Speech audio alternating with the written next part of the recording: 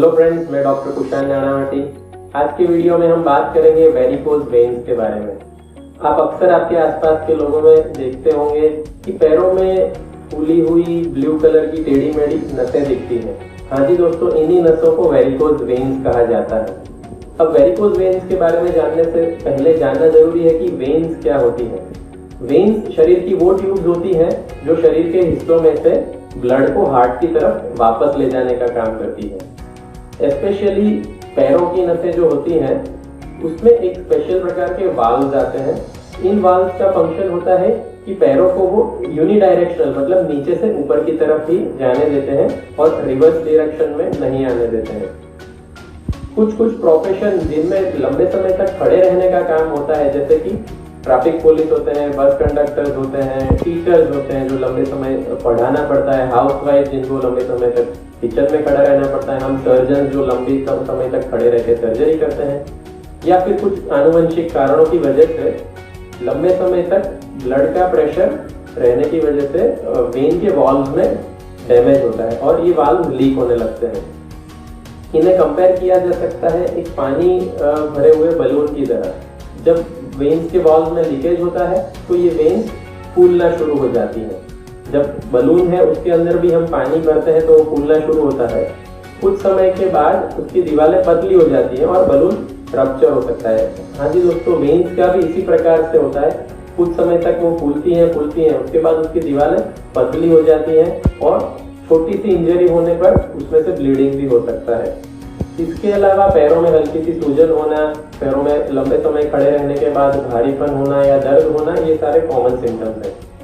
इस स्टेज पे भी अगर वेरिकोज वेन को नेग्लेक्ट करते हैं तो आगे जाकर पैरों में खारिश होना या पैरों में जख्म बनने की संभावना होती है। अगर आप अपने पैरों में वेरिकोज वेन सस्पेक्ट कर रहे हैं तो आपको एक वास्कुलर एक्सपर्ट या वेरिकोज वेन एक्सपर्ट को कंसल्ट करना चाहिए। Doctor varicose vein expert doctor आपके पैरों को एग्जामिन करेंगे और साथ साथ एक पैरों का कलर डॉपलर अल्ट्रासाउंड टेस्ट करेंगे, जिनसे इन वाल्व का स्टेटस जान सकते हैं। आधे से ज्यादा मरीजों में इसका ट्रीटमेंट मेडिकल मैनेजमेंट से पॉसिबल है। उसमें कुछ मेडिसिन जो वेन टोन इंप्रूव करती हैं उन्हें दिया जाता है और कॉम्प्रेशन गारमेंट स्टॉकिंग दिए जाते हैं।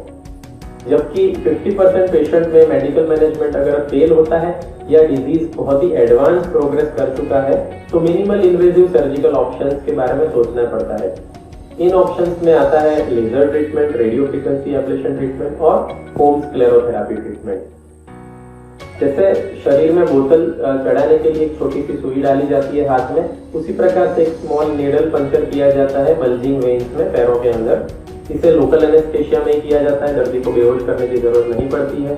इस नीडल के थ्रू लीकेज होती हुई वेन्स में एक लेजर या रेडियो फ्रीक्वेंसी फाइबर एंटर किया जाता है और इस फाइबर की मदद से लीकिंग वेन को बंद कर दिया जाता है और ब्लड सर्कुलेशन वापस से रीएस्टैब्लिश हो जाता है। It's half an hour job. Patient सुबह आता है एडमिट होने और दोपहर के बाद पेशेंट को डिस्चार्ज कर सकते हैं। सेम डे से पेशेंट सारी नॉर्मल मूवमेंट शुरू कर सकता है। कोई बेड रेस्ट या किसी भी प्रकार के रेस्ट की जरूरत नहीं है और ये स्कारलेस ट्रीटमेंट होता है। बेसिकली इसमें कोई चीर फाड़ टाँके कुछ नहीं आता है। तो as per the recent guideline standard of care laser treatment ही है। अब वेरिकोज वेन को प्रिवेंट करने के लिए क्या कर सकते हैं? तो जब भी आपका प्रोफेशन प्रोलॉन्ग स्टैंडिंग से रिलेटेड है तो कॉम्प्रेशन गारमेंट्स आपको पहनने चाहिए जब भी आप स्टैंड कर रहे हैं। अगर आप प्रेगनेंसी कैरिंग कर रहे हैं तो सेकेंड ट्राइमेस्टर के बाद आपके गायनेकोलॉजिस्ट या आपके डॉक्टर को कंसल्ट करके आपको गारमेंट स्टॉकिंग्स पहनने चाहिए। कुछ गाइडेड एक्सरसाइज आपके डॉक्टर एडवाइस कर सकते हैं जिससे वेरिकोज वेन डेवलप होने को प्रिवेंट कर सकते हैं। और मोटापा अगर आपको है तो मोटापे को भी कम करने का ट्राई करना चाहिए। थैंक यू दोस्तों, ऐसे ही इंफॉर्मेटिव वीडियो देखते रहने के लिए please subscribe to our channel. Thank you.